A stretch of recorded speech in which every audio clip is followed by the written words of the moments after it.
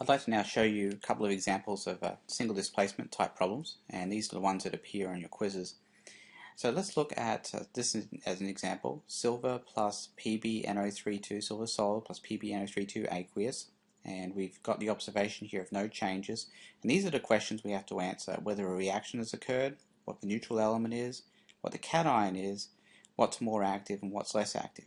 Now what we're doing here is we're going to use the observation here to actually decide what's more active and what's less active. We don't actually have to look at the activity table or the activity series in order to figure out which one of these is going to be more active. Alright, so we've got silver solid, we've got lead nitrate, and it says no changes. Now no changes indicates that no reaction has occurred, so I'm going to write no for that.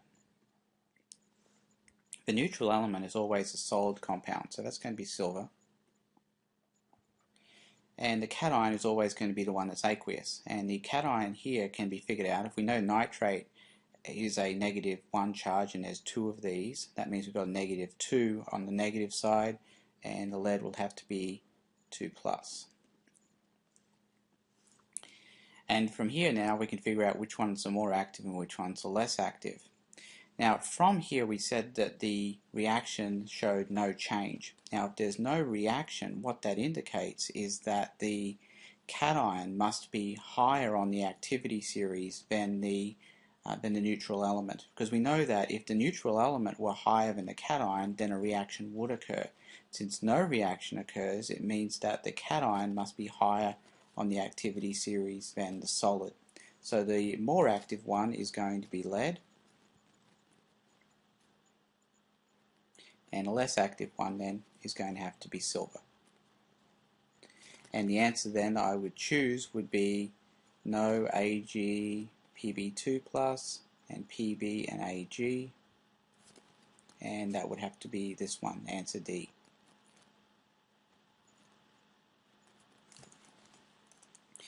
Okay, in this one we've got another example. We've got Mg plus PbNO34.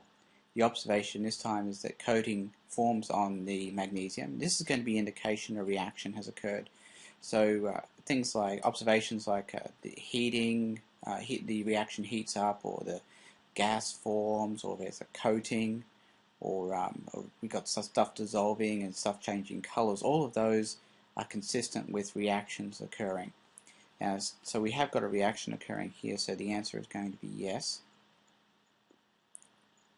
The neutral element in this case is going to be magnesium. The cation then is going to be Pb, and this time it's going to be 4+, and that's because we've got 4 nitrates here, and each of those has a negative charge, so it's -4, so that'll have to be +4. And now we can figure out which one's more active and less active based on the fact that a reaction occurred. Now since we know a reaction occurred, that means that the element must be higher on the activity series than the cation. So we know Mg must be higher than Pb on the activity series, which means that the more active one's going to be Mg, and less active one's going to be lead. Now what I want you to understand here is that had no reaction occurred, you would have made the conclusion that the lead was higher on the activity series and was more active. So this is the way that this works out. So we've got yes, Mg, Pb4+, Mg, and Pb. And the answer there will be